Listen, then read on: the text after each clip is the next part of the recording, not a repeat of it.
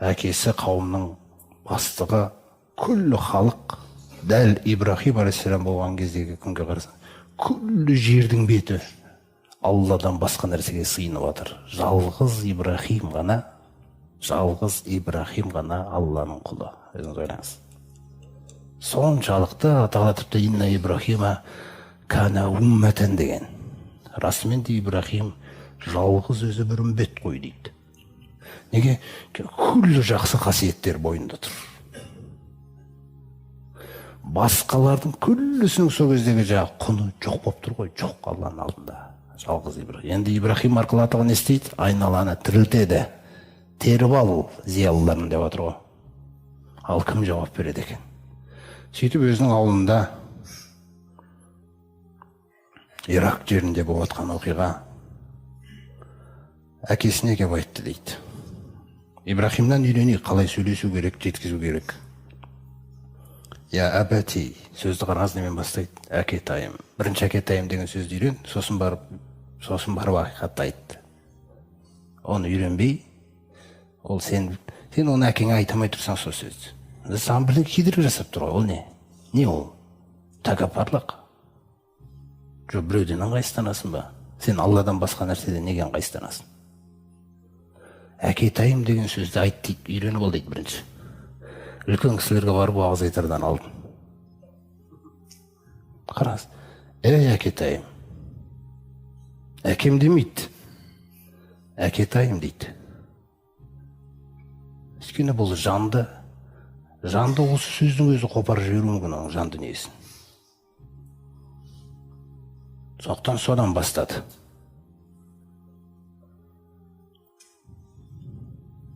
Лима тағбуду ма ла ясмағу ва ла юбсиру ва ла юғни анка шейян. Ол халық мүсінге сыйынып жатыр. Мүсіндерді дізіп қойған, сол мүсіндерге сыйынады, неше түрлі істейді. Ибрахим келді. Әкетайым, сіз неге құлшылық қыласыз? Не себепті сіз құлшылық қыласыз естімейтін нәрсеге? Салыстыру жүргізіп жатыр. Естімейтін нәрсеге сіз естейсіз ғой. Қараңыз.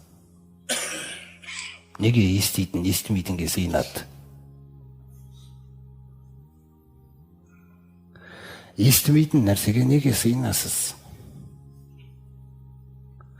Көрмейтін нәрсеге неге сыйынасыз?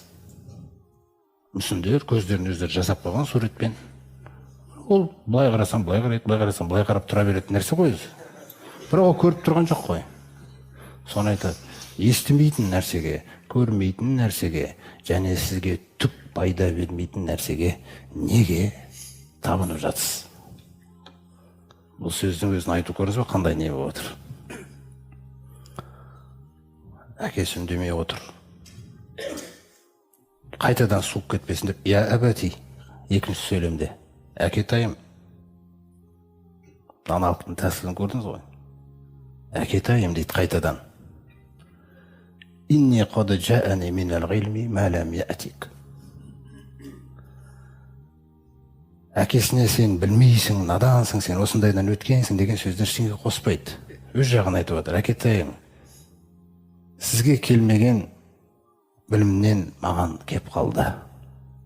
Біз де айтамыз ғой, жаңағы жасы кіші демеңіз, ақыл асса аға ғой деп. Ол ақылдылық Алланы танып тұрғанда ғой. Егер бір отбасында Алла Тағала баласынан бастап әкесе намазға,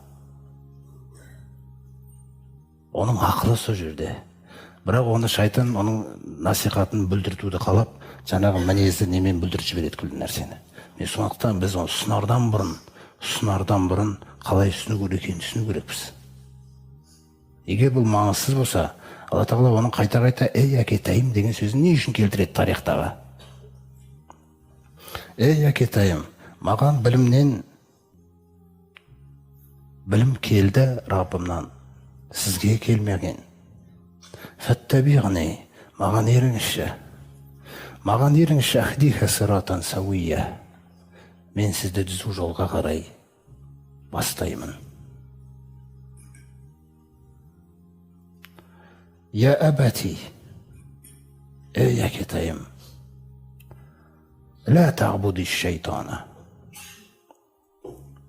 Мына нәрсеге қараңыздар, жаңағы мүсіндер сыйынып атқан. Яғни кез келген Алладан басқа сыйынылып жатқан нәрсенің барлығының артында шайтан жүр.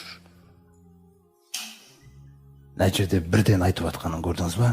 Әкетайым, шайтанға табынбасаңызшы. Мүсінде нелердің аттарын атамайды.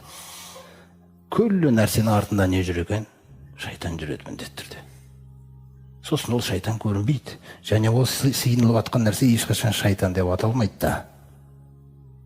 Бірақ оның мақсаты сол, Алладан басқа нәрселерге қарай бұру адамдарды болды. Сөйтіп өз артында тығылып тұра береді болды. Яғни шайтанға құлшылық жасап жатқан мағына пайда болады. Сондықтан не деп отыр бірден? Әкетайым, шайтанға табынбасаңызшы.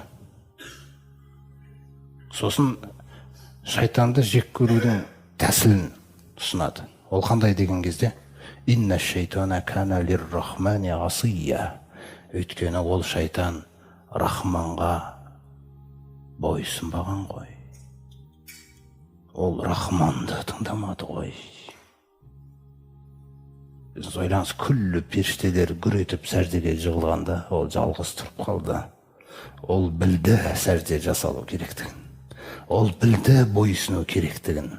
Бірақ ол өз ойын көрсетті. Көрдіңіз бе қандай?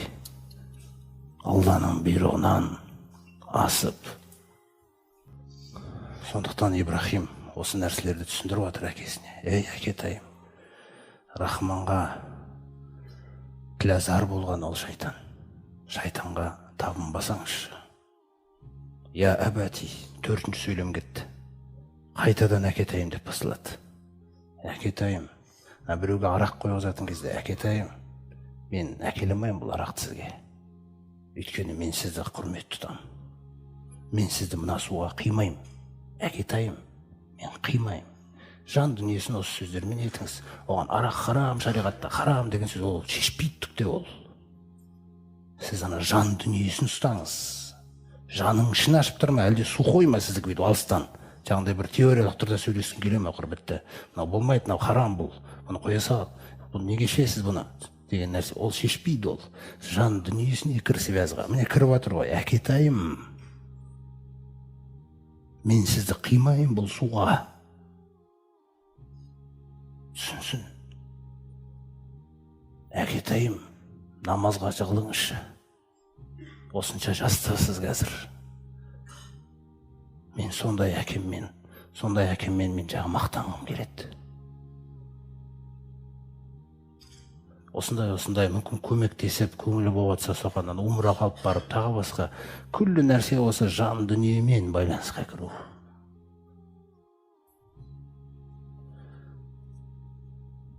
Сосын айтады ең соңында, әкетайым, егер де бұл нәрселерден сыйынуыңызды доғармасаңыз, инни ахофу, мен қорқамын дейді. Әне мәссәка ғазабун минар рахмани, қайтаран Рахманды айтты. Рахманның жақсылығы бір күні тоқтап, азабы тиіп кете ма деп.